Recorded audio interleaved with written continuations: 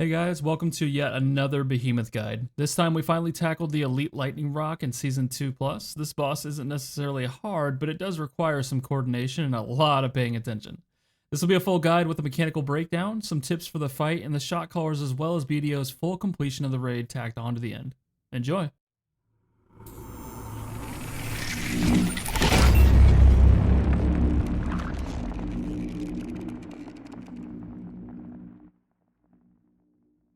The Lightning Roc is a ton of fun. This elite raid is mostly about mechanics, but you will definitely need some T5 players if you hope to accomplish this in Season 2+, at least at this time.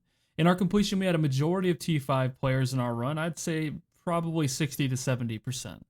I'll aim to be as concise as possible with the mechanical breakdown, and I'll explain all of the mechanics for the non-elite, and then go into the elite-specific mechanics towards the end of the guide. Alright, first up, we're going to talk about setup. Quadrants. If you look at the arena, you'll notice that there are 4 quadrants separated by lines of land. These 4 quadrants are important and need to be observed. To set up your raid, you want to first ensure that there are 10 players in each of the 4 quadrants. You will also want to make sure every player knows what quadrant they are assigned to at all times because it becomes important later in the guide. When you're ready to start the raid, make sure everyone spreads out in a circle surrounding the rock. Make sure not to be right on the red circle around the rock, but slightly back so that you can avoid the first charge up mechanic without moving at roughly 15 seconds into the fight. As far as tanks are concerned, you can do this fight with a DPS tank, but it does make it more difficult. My recommendation is 1 infantry tank. You want the bird to stay center on land as much as possible because this helps avoid any electrostatic discharge from the charge up mechanic and also keeps your DPS from taking plink damage. You can take a 2nd infantry tank to juggle the aggro with the mask if your 1 tank is having troubles keeping the bird center. For our run, we completed it with just 1 tank. The characters I recommend for tanking are always going to be Madeline Garwood in almost every scenario, and the reason why is just because they're a wall. I mean, it's very hard to kill those two, and they have a lot of sustain with Garwood's heal, so I would take them with a mask. Now, talking about DPS, archers are recommended, but mages can be used in the normal mode. Mages cannot be used in Elite, however, because they deal 50% less damage as an Elite mechanic. Keep this in mind. For DPS heroes, I almost always recommend Sindrian and Freygar with Gold Crest. If your Sindrian Freygar is at least 5111, if not, then you can go with Nico Kanara or even Kanara and Hosk as an alternative. As a final step in the setup, make sure to gather an attack mana stone if possible. And if that's not possible, go for a movement speed, and if that's not possible, go for an HP percent. Also, make sure you scout for War Frenzy, it's a 3% attack buff right before the fight begins. As a shot caller, you should be calling for everyone to scout right before you start the fight on every attempt. Alright, now for the good stuff. The first thing I want to point out that remains continuous throughout the fight is that lightning and water do not mix. Almost all of the bird's mechanics will basically kill or maim you if they mix with water, which is why we want to keep the bird on land as much as possible. There are 2 main core mechanics to this fight that all players need to be aware of. The charge up mechanic and the double orb knockback. The charge up mechanic is a very easy mechanic to avoid. The boss charges up for a few seconds and does a lightning explosion around itself that does damage. This ability doesn't do a ton of damage in the normal or the elite, but this is plink damage that you want to avoid when possible as it adds up and lowers your overall DPS. An important note is that this will cause an electrostatic discharge if the rock is located in the water when this mechanic goes off. This will chunk your Legion for 40% of its max HP on top of the plink damage. This should be an issue if your tank keeps the bird as center as possible though. The second main core mechanic is the double orb knockback. The boss will run to the center of the arena and shoot 2 orbs into 2 of the 4 quadrants. These orbs will slowly travel to the center of the quadrant and then electrify the water. Any legions in that water will take 4% max HP damage a second and also will be slowed. The bodies of water will remain electrified for 20 seconds. When the bird shoots the 2 electric orbs, it will telegraph where it's going to shoot them by turning its body towards the quadrant. When this happens, all marches that are in the direction of those quadrants need to move to quadrants that do not have the orbs immediately. This is because as soon as the boss shoots the 2nd orb, it will begin preparations to slam the ground. After about 7 to 8 seconds, the bird will slam the ground and send all marches directly away from it to the back edge of the arena. If you are in front of an electrified zone when this happens, you will take a ton of damage as you move out of the electric zone. Alright, so real quick, a couple tips on this one. 1, if you see an orb come to your quadrant, immediately start moving towards the Thunder Roc. This allows you to be in a better position to get to safety after you see where he's going to shoot the 2nd orb. In all of my attempts that I've ever done on this boss, I have never once been knocked into the electric field because I preemptively move in this way. The second tip I have is that because the bird knocks you directly away from it, you can cut the amount of travel time you need to do by hugging the boss and just angling yourself towards a safe quadrant. This should honestly be how you always do the mechanic, but it is good to know if you have to move a longer distance than normal. So those are the two main core mechanics of this behemoth that will repeat back to back until you hit the HP thresholds of the boss. The boss has two HP thresholds that will begin the invulnerable orb phase. One at 70% of its HP remaining, and another at 30% of its HP remaining. For my shot callers and elite, this is roughly 3.675 million remaining HP and 1.575 million HP, although I would call it a bit sooner to make sure everyone's in position. A quick note, if the boss is in one of the core mechanics when he hits this threshold, it will not immediately go invulnerable. That being said, the boss will immediately go into the invulnerable orb phase after the core mechanic completes if he hits the HP threshold. During this phase, the bird will lift off of the ground, becoming invulnerable, and launch 1 mana stone into each of the 4 quadrants for a total of 4 mana stones. Note that although it is completely fine to do this phase slower in the non-elite version by just getting 2 of the mana stones at a time, I think it's good practice to try and attempt it how you would do it in an elite run, which is getting all 4 mana stones at once. The bird will also shoot 2 orbs at 2 quadrants. During this phase, you have enough time to get the mana stones and also get back to the center island before the first orb hits the water if everyone is where they are supposed to be and paying attention. However, in the event that you are slower than anticipated, you need to stick on the mana stones even if an orb will connect with you in your quadrant. The heal you get from the mana stones will keep you alive, and it's very important in the elite raid that you get all mana stones as quickly as possible. If you get all mana stones immediately, you will avoid the swirlies mechanic entirely. The swirlies mechanic will spawn 5 swirls under 5 players, and their screen will have a red glow on the edge of it.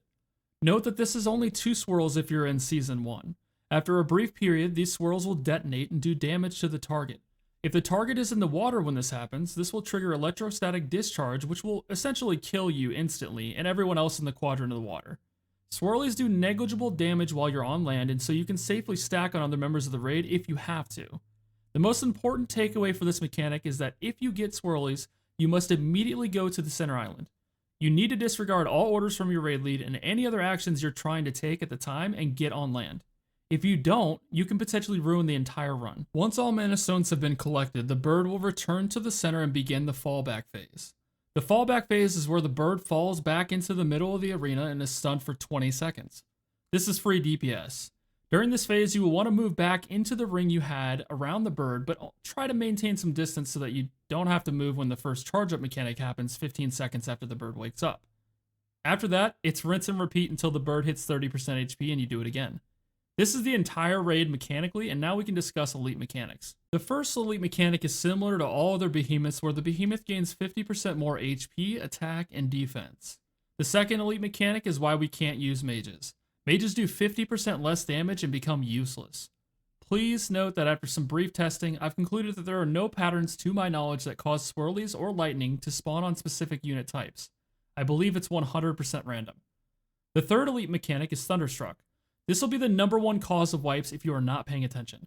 Every 30 seconds, a small field of golden lightning will appear on a random march. This mechanic is very hard to see. The best thing we found to do for our group is I would count down every 30 seconds, and at each set of 30 seconds, everyone would look at their march and see if they were taking damage and move accordingly. The best practice is to preemptively move your march, so that if it does spawn on you, you're already moving out of it, because this mechanic hurts a lot. It will kill you in seconds if you're not paying attention. The final and most unforgiving elite mechanic makes it so the bird heals 0.5% of its max HP while it's in the air in the invulnerable orb phase. This is why it is so important to collect all 4 mana stones immediately. If the boss heals too much during this phase, it's likely a wipe. And that's the mechanics of the fight, guys. Congratulations. I hope this guide helps some of you that may be struggling on this behemoth. I'll add BDO's full run so you can see it uncensored, unedited. Keep in mind, I made some mistakes raid leading this as I was very tired when we were doing this run. I've muted the other members of my Discord because they're degenerates. Enjoy the video, guys. He's back. All right, Ghost Striker. Okay, we're gonna do another ready check. That's fine.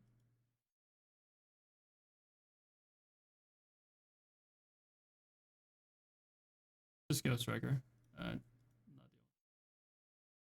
Attack on 7 seconds.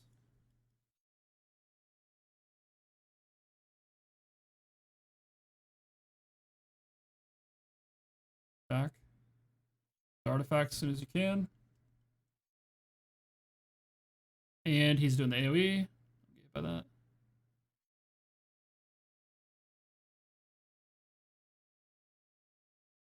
Okay, 5 seconds on lightning. You need to look at your march.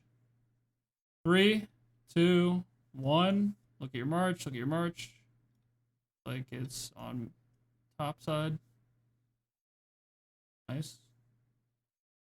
Trigger, please. 45 seconds. He's gonna do. Oh, but never mind. He did it early. So top and bottom are safe. Top and bottom are safe. Top and bottom are safe. Watch out for lightning. It's gonna be here in 5 seconds. 3, 2. On your march back. Watch out for lightning. On me. You don't need to call it out, please. Couldn't attack. Gonna do the AoE next. Back up for that.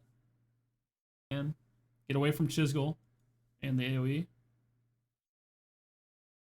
Yep, yep, yep. Get next to your. He's gonna do the Mana Stones. Vulnerable phase is coming up. So is lightning. 2, 1, lightning. Out for lightning and stick the quadrants. Grab Mana Stones. Back to middle. Perfect. He's going to drop. 20 seconds of DPS. Lightning is coming in 10 seconds. 10 seconds. 5 seconds on lightning. We're all grouped up. Careful here. 3, 2, 1. Preemptively move. It's bottom left, bottom left, bottom left. All right, we got it. Good. Use artifacts. He's going to get up here. You need to back up because he's going to do AoE mechanic first. So try to get out of that range right away. There we go. Good job. Good movement. 10 seconds on lightning. 10 seconds on lightning. 5 seconds on lightning. 3, 2, 1. Don't get hit by the AoE or lightning. Check your march. Bottom right. Bottom right. Lightning. Some of you are standing in it. Okay, good. DPS.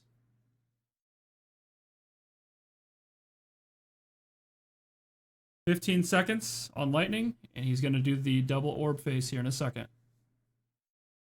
Here it comes. Left side. Start moving. Start moving left side. 5 seconds on lightning. It's right and bottom for safety. Watch out for lightning. 2, 1. Watch out for lightning. Check your march. It's right side. It's right side. Knockback. And get back in position.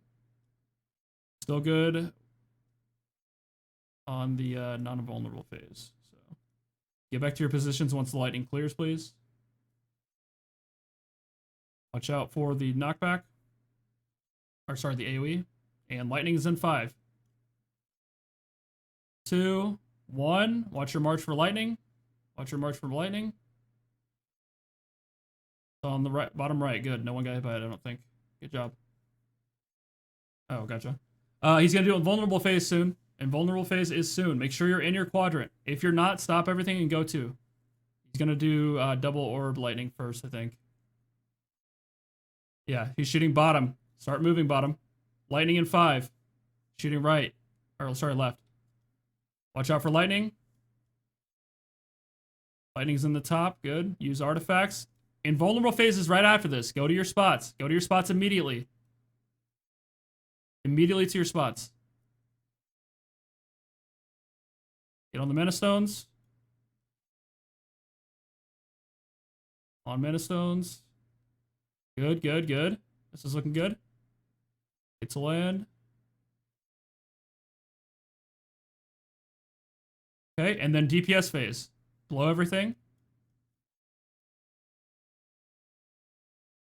Good. Watch out for lightning. If it spawned on you, sorry. Okay, cool.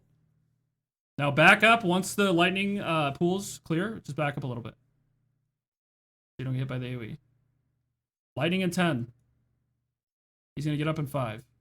5 seconds on lightning.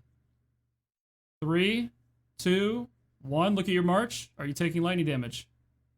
Bottom right, bottom right, bottom right. DPS. AoE. Watch out for that. Step back if you need to.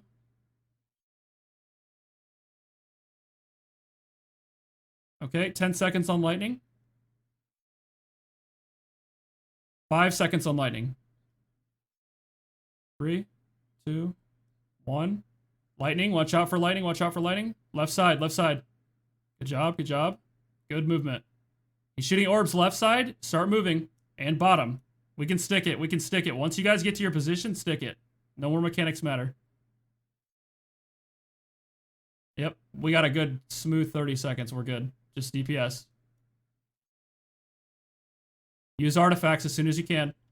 Try to kill it as quickly as possible. Oh yeah. Come on. DPS, DPS, DPS. We gotta beat their time. Watch out for lightning. Fuck. We definitely got it. Oh my god. In 9 seconds. Yeah, we didn't beat it because that fucking damn mechanic, bro.